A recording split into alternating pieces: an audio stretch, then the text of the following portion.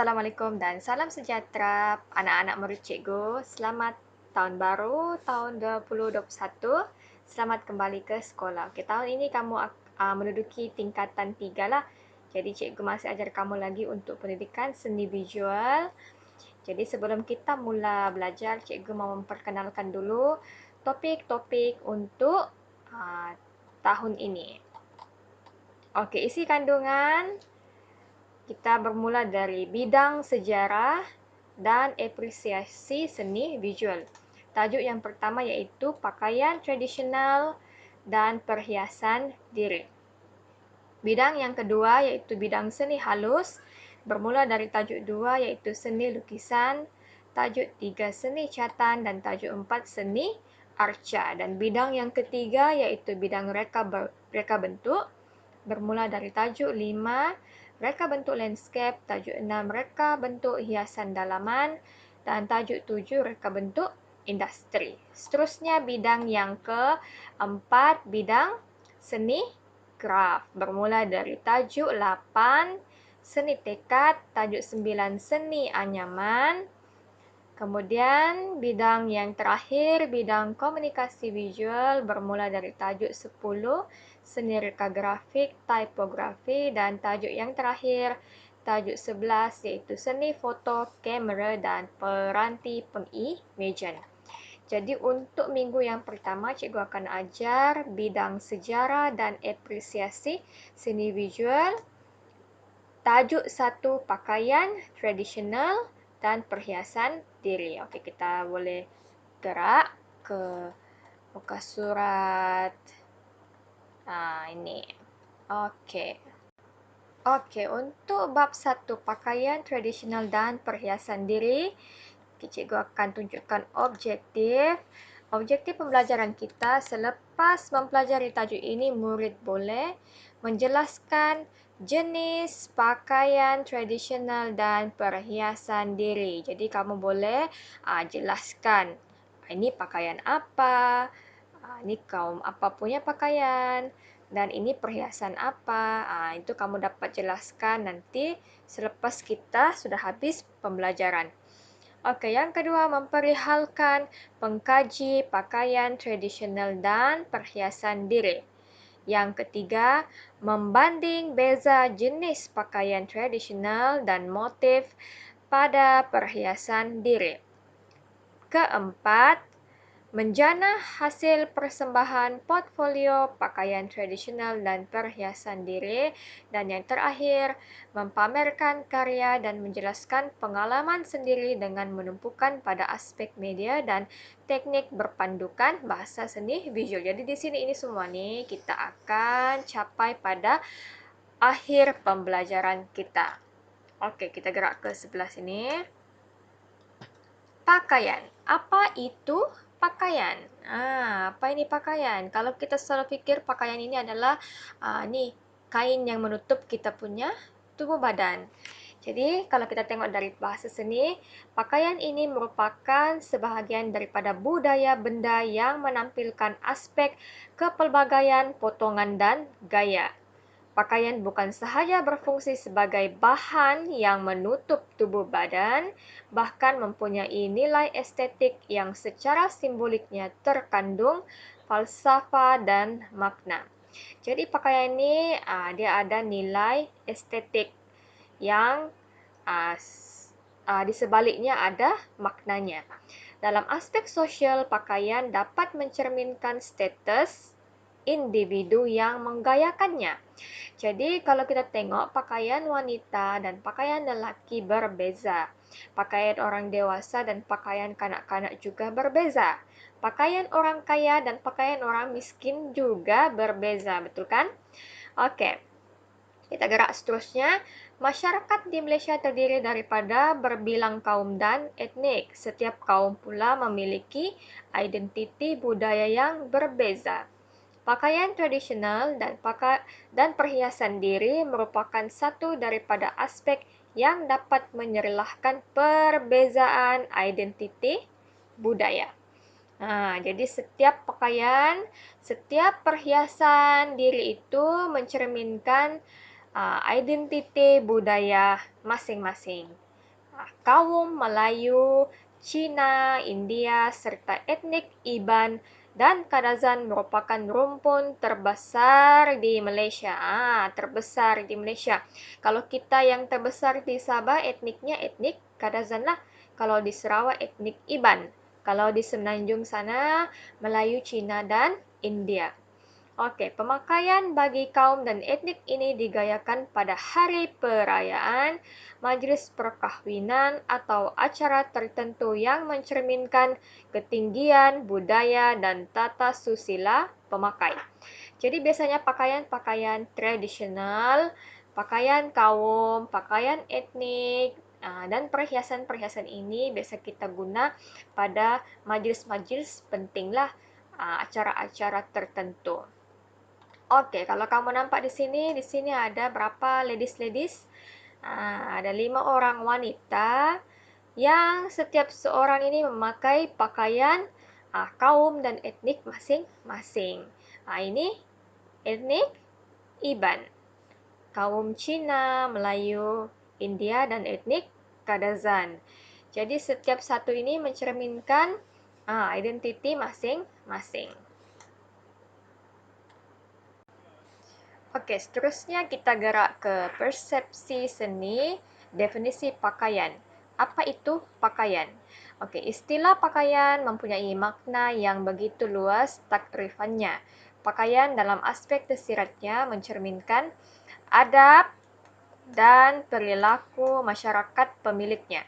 Dalam tradisi budaya, pakaian dikaitkan dengan upacara dan adat istiadat. Jadi kalau pakaian ini memang dia punya definisinya luas lah. Kalau dari aspek tersiratnya, dia mencerminkan adab dan perilaku masyarakat pemilik. Contoh macam kita yang beragama Islam, kita punya pakaian itu mencerminkan kesopanan lah, mengikut apa yang disyariatkan oleh agama. Berbezalah dengan budaya dan budaya untuk kaum dan etnik yang lain. Okey, seterusnya jenis-jenis pakaian tradisional dan perhiasan diri. Yang pertama, pakaian tradisional Melayu lelaki. Okey, peringkat awal perkembangan pola baju Melayu Teluk Belanga adalah berpotongan singkat dan kecil kemudian dilabuhkan dan dibesarkan oleh Temenggung Tun Hasan seperti yang diperihalkan dalam teks sejarah Melayu. Pakaian baju Melayu terdiri daripada baju, seluar dan samping serta pemakaian penutup kepala antaranya seperti tengkolok dan songkok. Jadi, pada peringkat awal, baju Melayu ni dia punya pola dia ni teluk belanga. Macam mana itu teluk belanga? Ni teluk belanga. Dia punya potongan singkat. Kalau kamu tahu teluk belanga, dia punya collar macam begini. Macam baju perempuan kan?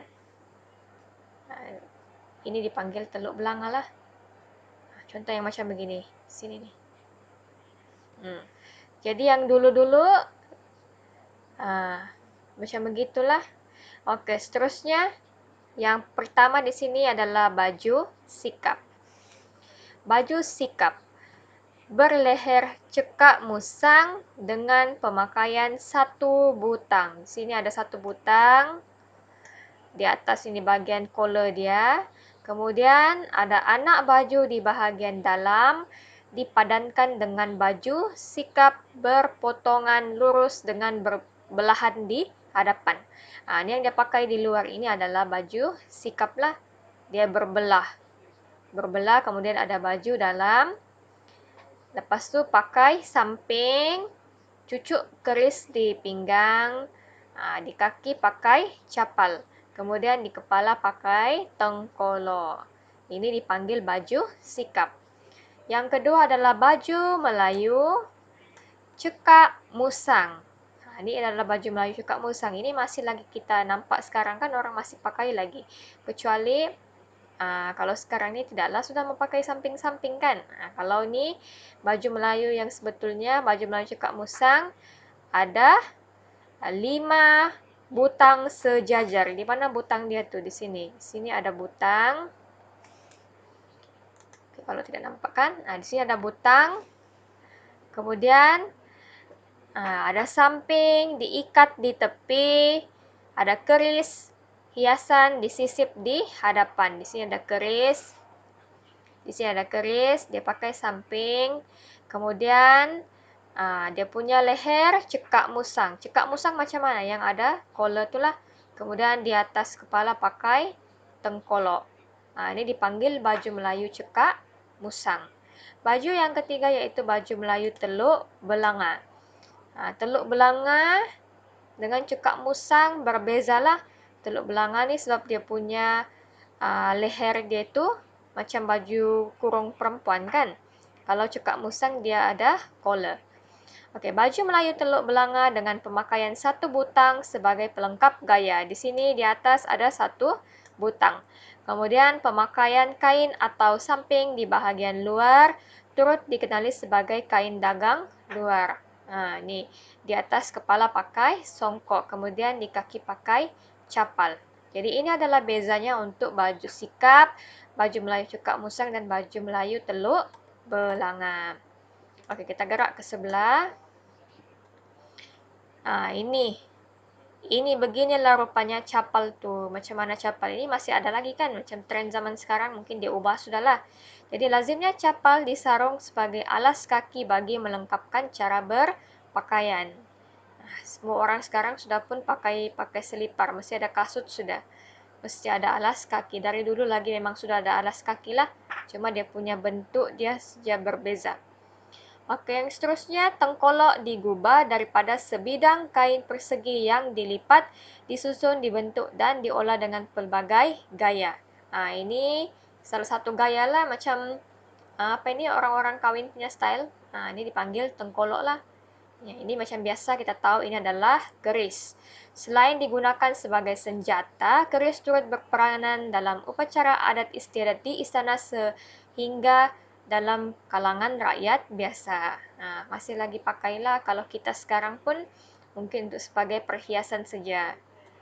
Seterusnya, butang dipakai untuk mencantumkan bahagian belahan leher baju. Hanya satu butang digunakan bagi baju sikap dan baju Melayu teluk belanga. Bagi baju Melayu cekak musang, 3 atau 5 butang digunakan. Jadi kalau baju sini, kita baju sikap dengan baju Melayu teluk belanga guna satu butang sahaja.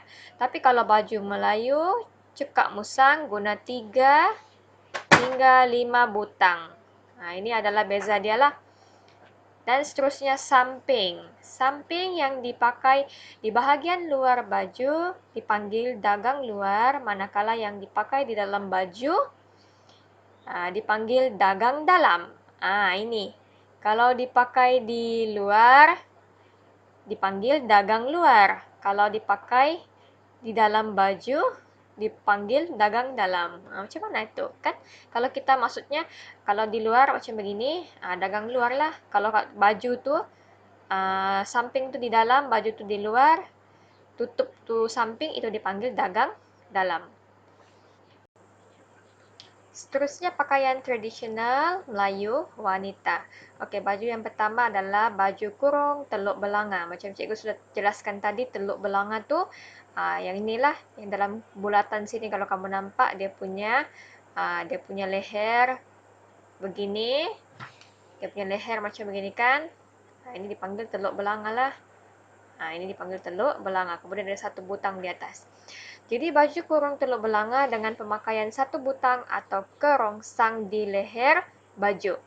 Baju ini mempunyai kekek dan pesak dengan padanan kain bersusun tepi dikenali sebagai ombak mengalun. Ada 3 cucuk sanggul tersemat kemas di kepala. Apa itu? Apa itu kekek? Apa itu pesak? Apa itu kain bersusun tepi? Kan? Sekejap cikgu bagi nampak kamu. Jadi di sini kalau baju kurung, kekek itu di bahagian ketiaknya. Pesak tu di bahagian tepi di sini. Kemudian kalau kain kain bersusun tepi itu, ini dia punya skirt dia ni kan. Skirt dia ni ada kipas dia. Itu ialah dipanggil kain bersusun tepi. Itulah kalau kita panggil, kalau kita di Sabah ni kita panggil kipas kan. Tapi sebenarnya itu adalah namanya inilah bersusun tepi. Kemudian di kepala ada 3 cucuk sanggul di sini. Ini adalah baju kurung teluk belanga dengan perhiasan dia lah. Seterusnya baju kurung kedah. Yang ini baju kurung kedah dengan leher teluk belanga. Macam cikgu cakap, ini teluk belanga macam begini. Diperindahkan dengan perhiasan kalung papan di dada. Nama dia ini, di dada dia ini adalah kalung papan. Baju dipadankan dengan kain lipatan bertangkup atau berselisih di hadapan. Kamu nampak juga kan dia punya skirt ni, dia punya kain ini, dia berlipat begini, berbeza dengan baju teluk belanga. Baju kurung teluk belanga berbeza dengan baju kurung kedah. Kemudian kalau kamu perasan dia punya tangan, lengan dia ni lebih singkat lah, lebih singkat kan.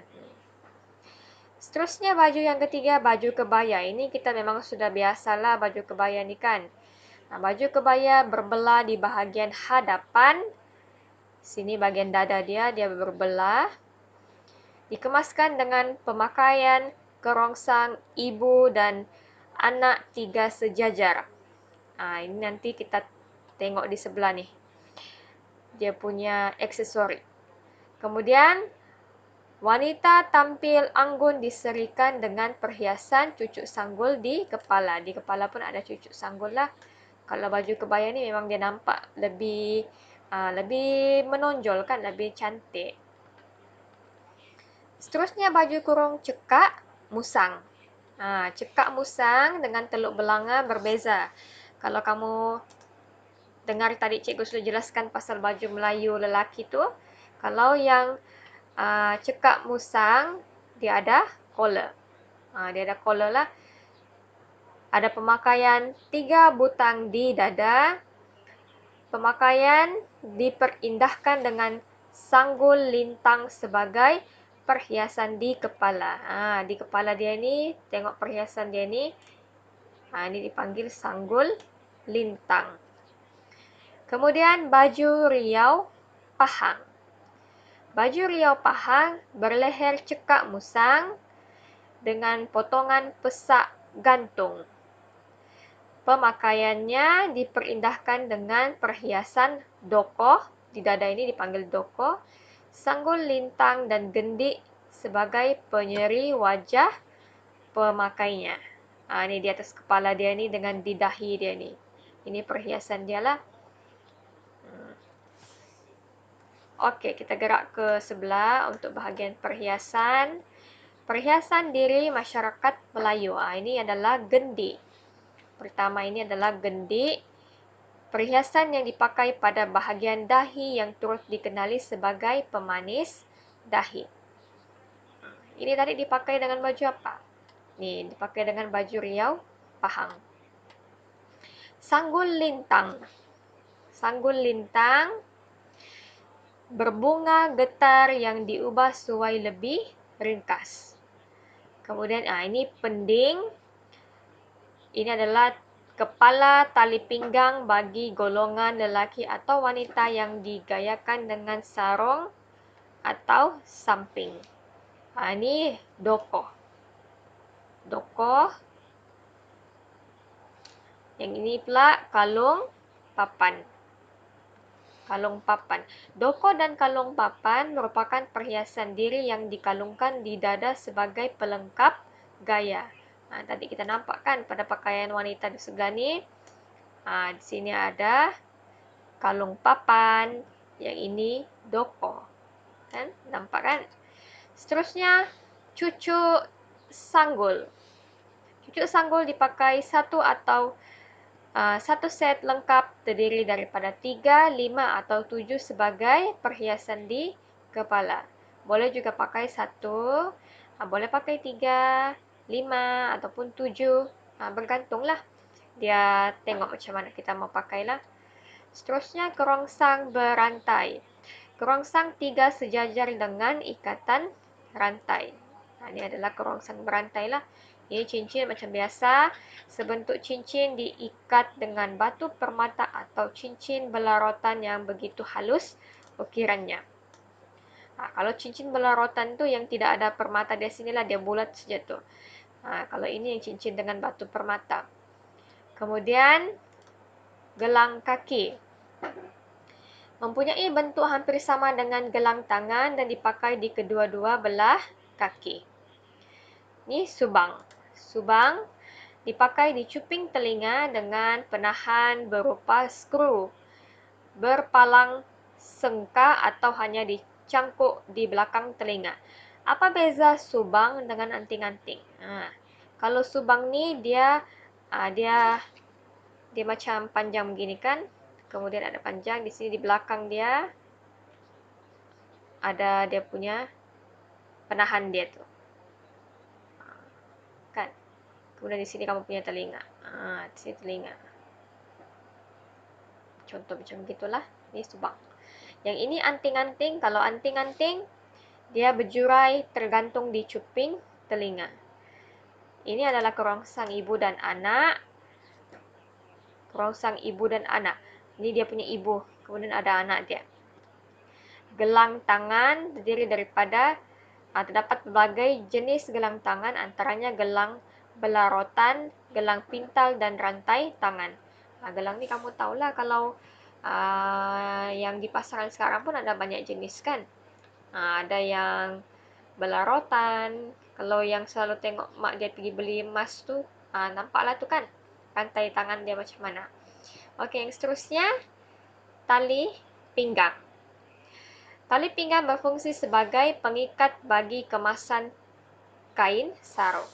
Ini adalah contoh-contoh perhiasan diri masyarakat Melayu. Okey, untuk minggu pertama ni kita punya kelas berhenti sehingga perhiasan diri masyarakat Melayu. Nanti seterusnya kita akan sambung pakaian tradisional Cina, pakaian tradisional India, pakaian tradisional etnik Iban, etnik Kadazan, dan sumbangan tokoh budaya, motif perhiasan diri. Kemudian nanti kita akan buat sedikit latihan lah. Jadi untuk kelas hari ini, cikgu mahu kamu ulang kaji apa tajuk-tajuk yang seterusnya ni lah. Ulang kaji sendiri. Nota cikgu akan upload dalam Google Classroom. Cikgu sudah upload, nanti kamu baca dan jawab latihan kuis yang cikgu sudah berikan tu. Okey? Selamat menjawab dan rajin-rajin selalu. Terima kasih.